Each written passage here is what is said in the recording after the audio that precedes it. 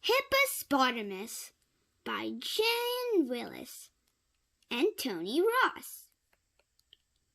Hippopotamus had a spotamus on her bottomus. "It's measles," said Weasel. "You sat in a beazle and caught in a diseasel. There's only one treatment, exposing your seatment to sunshine and heatment." Potamus stood on her head, tail to the sun, like Weasel said, but the spotamus stayed red. "It's hippopox," said Fox. "Wear woolly pants and socks, warm petticoats and frocks." But Potamus got hotamus, grumpimus, and grotimus, and still she had the spotamus. "It's jungle fever," said Beaver. "I believe we should leave her to scrub her skin with soot." So Potamus got sootimus, from nosymus to footimus, but the spotamus stayed put. "It's hippoplumps," said Lion. "It's pototumps," said Shrew. "It's hippoful," said Rhino, but no one had a clue. "I'm a doctor," said the Croc. "Do you feel any pain when I stroke it and poke it?" "Let me try that again. A needle in the bottomus will rid you of the spotamus." Despite his perfect shotamus, the cure was in vain. "It's a blister," said her sister. "You should pop it right away." "It is an ingrown hair," said Brown Bear. "Just smother it with clay." "It's an otimus. What a rotimus! You clotimus!" his snake. "This lippy, hippy lotimus is allergic to cake. Cut out shippochocamus. Eat lettuce for a week." But the spot on Hippo's bottomus stuck firmly to her cheek. Then, all sad and snotimus, there came a little lad who searched around a lotimus for something he once had. He knew he put it somewhere until he saw the body of the spotty hippopotamus. The boy had a sneaky peek and tweaked the hippo's bum. "That's not a spot," he squeaked. "That's my bubble gum." "Ew! Oh no! At least the spot is gone." The end. Pete the Cat's Train Trip by James Dean. Pete the Cat is going to visit his grandma. He gets to ride on a train. Pete's mom buys 3 tickets. She gives one to Pete and one to his brother Bob. Pete looks up at the big board. "Our train is leaving at 10 o'clock, he says. The train speeds by. "That's a cargo train," Bob tells Pete. Pete's train has arrived. "All aboard!" calls the conductor. Pete's mom finds 3 seats. "I can't wait to see Grandma," says Bob. "I can't wait to explore the train," says Pete. The conductor comes to collect the tickets. Pete hands over his. "I love trains," says Pete. "I'll show you around," says the conductor. Pete follows the conductor from car to car as the floor rumbles under his feet. "Wow," Pete says when they get to the caboose. "We're going over a bridge." Pete sees his mom and Bob. They are at the snack bar. "I got this for you," says Bob. Pete follows the conductor. He goes to the front of the train. "Come in," says the engineer. "Wow," Pete says. The engineer shows him the engine. The engineer shows Pete the train's brakes. There is a tunnel up ahead. As they go through the tunnel, Pete gets to honk the horn. Toot, toot! Everything is light again. "Thanks for showing me around," Pete says. On his way back to the seat, Pete stops and makes new friends. They live in different towns, and they're getting off at different stops. Pete plays games. A little kid wears his hat, and Pete sings a song. What a groovy ride! "We get off at next stop," says Pete's mom. Toot, toot! Pete looks out the window and sees Grandma! Pete is the first one off the train. Pete's grandma gives him a big hug. It feels good. Pete loves riding the train, but he loves his grandma even more. The end.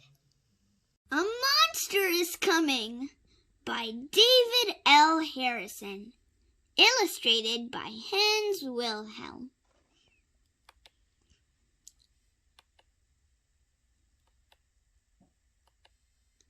"I'm hungry," said Baby Bug. Mama Bug smiled and gave Baby Bug a leaf. "You eat like a monster," she said. Inchworm heard Mama Bug say monster, so he cried, "Monster! Inch for your lives!" Inchworm tried to hide, but his bottom stuck out.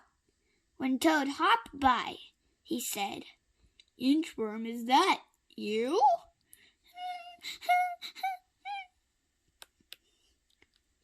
Inchworm said, "Shh, I'm hiding! A monster is coming!" "Oh no," said Toad.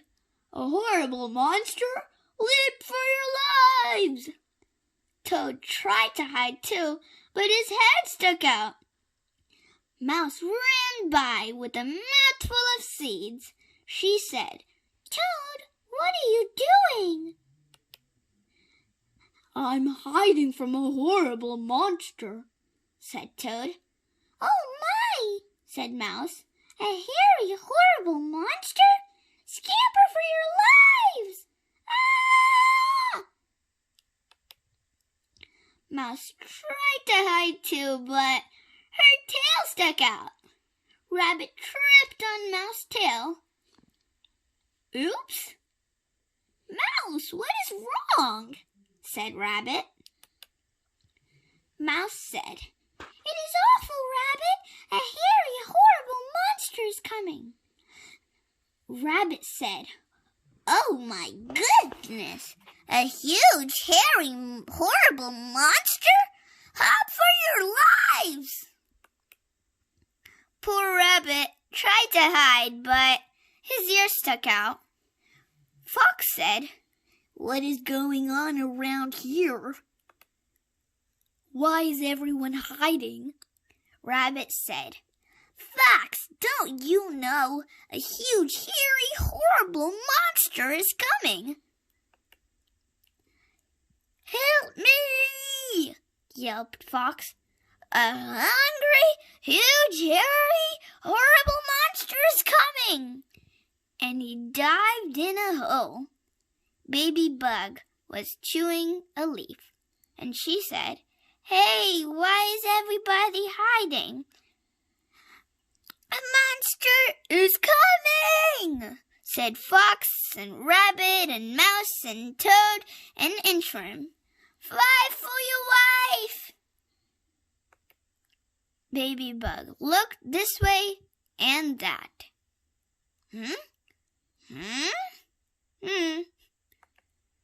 She said, I don't see a monster, but I'm so hungry I could eat a monster.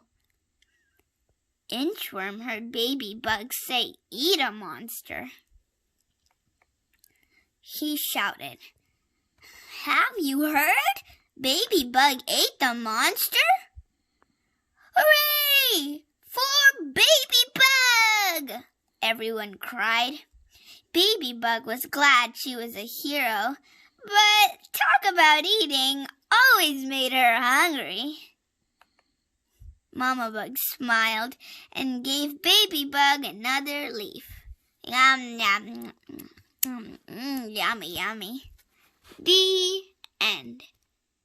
Grumpy Monkey, Party Time by Suzanne Lang.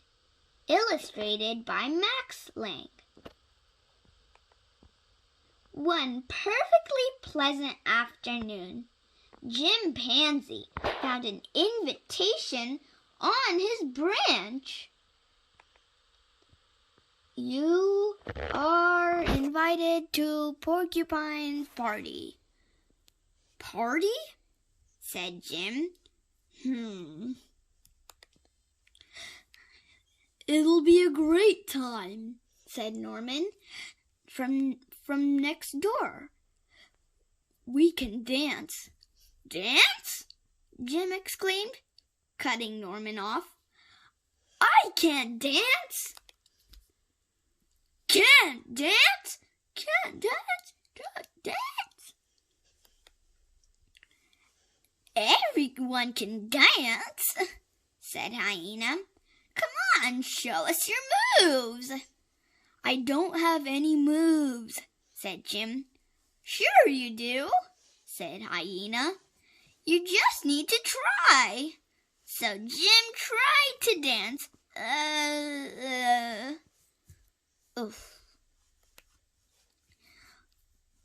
You should have taken him at his word, Norman said to Hyena.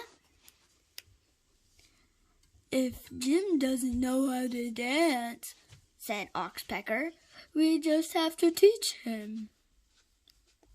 Everyone was excited to teach Jim how to dance. You've got to feel the beat, the lizard said. You've got to strut your stuff. You've got to shake your butt, said the lions. He's doing it! He's dancing! Everyone cheered. Party time! And they headed right off to Porcupine's party.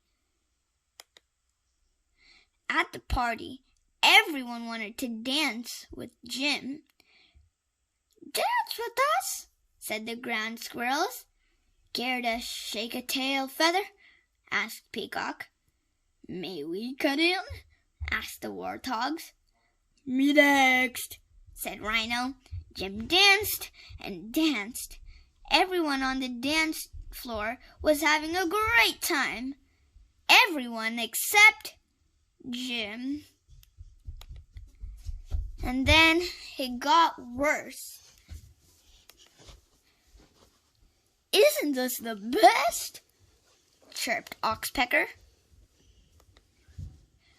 No, Jim said. This is not the best. It's the worst. I don't like dancing.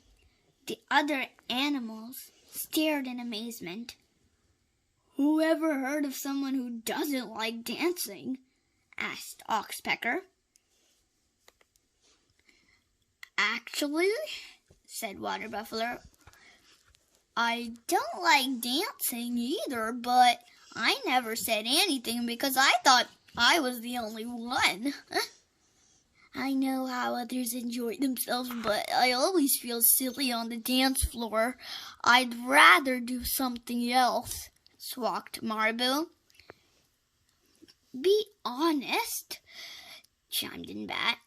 Dance floors are always too loud for my taste.